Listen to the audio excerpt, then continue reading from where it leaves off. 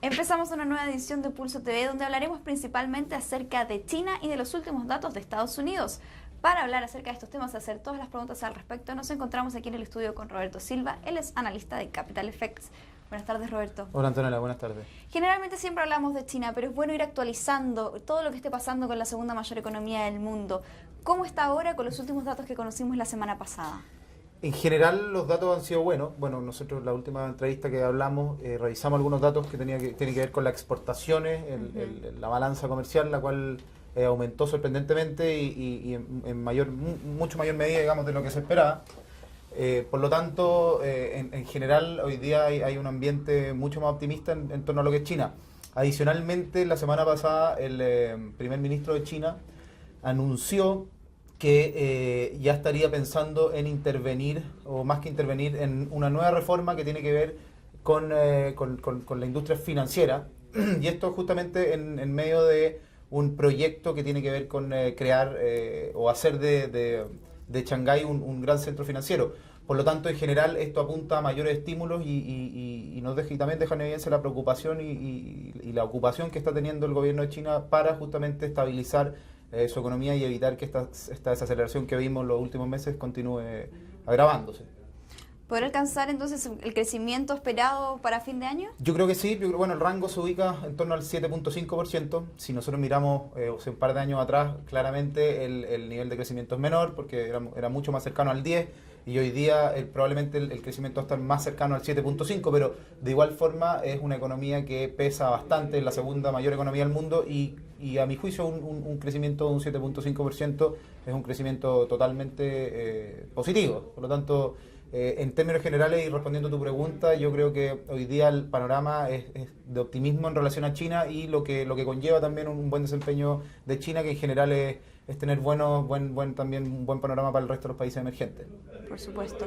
Y ahora hablando de Estados Unidos, conocimos cifras de la confianza del consumidor. ¿Cómo dejan parada la economía norteamericana estos nuevos datos que conocimos? En general, está pasado algo bien... ha llamado la atención bastante los datos que ha entregado Estados Unidos, porque por un lado hemos tenido señales positivas y en realidad sí se puede reconocer que hay una recuperación sólida, pero en algún minuto los datos quizás fueron exagerados o en algún minuto hubo lecturas demasiado buenas que hicieron que muchos inversionistas y en general muchos analistas también especulara sobre una recuperación quizás más rápida de la que realmente ha sido. ¿Por qué te digo esto? Porque en general sí hemos visto mejoras en el empleo, hay un mejor nivel de empleo, pero todavía hay una tasa de desempleo que está cercana al 7.3%, lo cual es bastante alto si consideramos que la meta del gobierno de Estados Unidos es mantener una tasa de desempleo cercana al 6.5%.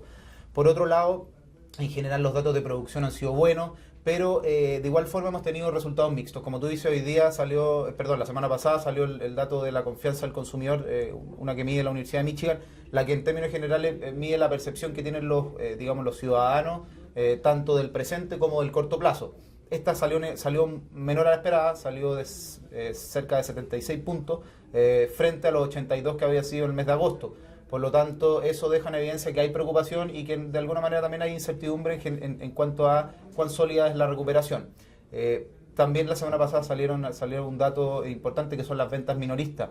Es un dato, digo que es importante porque las ventas minoristas finalmente reflejan el nivel de consumo que están teniendo los ciudadanos de Estados Unidos y el PIB de Estados Unidos en general se explica en una medida bastante alta en relación al consumo. Es decir, se dice que cerca del 70% del PIB viene dado por el nivel de consumo interno de Estados Unidos. Por lo tanto, un dato como las ventas minoristas es bastante importante. Este dato, que lo conocimos la semana pasada, no fue positivo. De hecho, creció, logró que ser un 0.2%, pero se esperaba que fuera un 0.4%. Por lo tanto, también volvemos a encontrarnos con estos datos que generan dudas.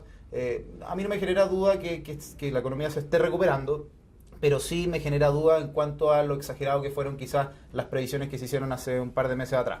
Pero ahora resumiendo un poco y volviendo también a la pregunta central, a mí me parece que Estados Unidos todavía tiene espacio para recuperar, todavía le queda un camino que no ha terminado, pero sí debemos también ser optimistas y reconocer que las cosas dentro de se han dado y la economía efectivamente se está recuperando. Perfecto. Y por último, Roberto, para traer la conversación a un ámbito más local, hablemos de Chile. Hace unos días conocimos los resultados del Banco Central en cuanto a la mantención de la tasa de política monetaria. ¿Sigue manteniéndola? ¿Hasta cuándo podremos ver esta mantención? ¿Qué cambios esperan? Y también aprovecho la pregunta para decirte, con los últimos resultados que conocimos del IPOM también, ¿acaso no sería factible esperar un reajuste próximo? Bueno, efectivamente la semana pasada se conoció la decisión del Banco Central. Estaba muy, yo por lo menos y mucho del resto de los analistas esperaban esta mantención, no fue nada sorpresivo.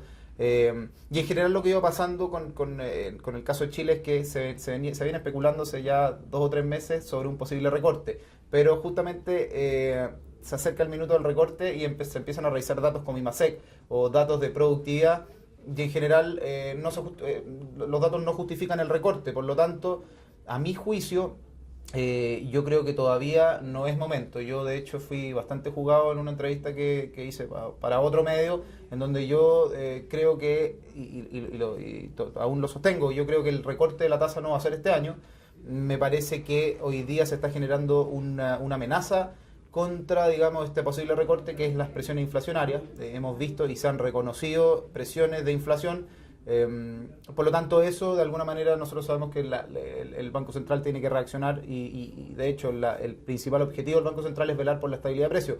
Eso obviamente va a generar presiones a que la tasa, al menos si es que no la suben, la mantengan en los niveles actuales, porque un recorte podría profundizar un poco más estas presiones inflacionarias. Por lo tanto, este sesgo que hemos visto y que sí se reconoce que hay un menor dinamismo en el crecimiento, me parece que todavía no es en el nivel, digamos, adecuado como para pensar en un recorte, no en el corto plazo.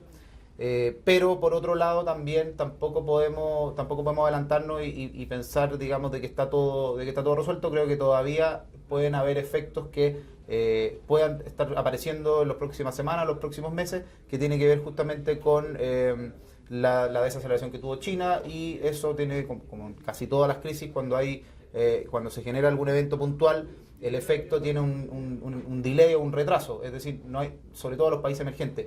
Por ejemplo, cuando hay una crisis, que fue la crisis de Europa, nosotros, si bien hemos visto un efecto de desaceleración, ese efecto nosotros lo vimos probablemente 6 meses o 8 meses después. Por lo tanto, sí creo que todavía deberíamos ser cautos y esperar antes de pensar en que hay recorte o no. Pero yo sostengo mi visión personal y es un poco jugada. Yo creo que no, este año no debería recortar. Recordemos que ya la tasa se está manteniendo por 22 meses seguidos. Por lo tanto, me parece que podríamos ver un recorte ya el próximo año. Excelente, Roberto. Nos quedamos como siempre con la mirada analítica de Capital FX. Muchas gracias por esta entrevista. Muchas gracias a ti, Antonella. Y muchas gracias a ustedes por acompañarnos una vez más aquí en Pulso TV Mercados. Que tengan muy buenas tardes.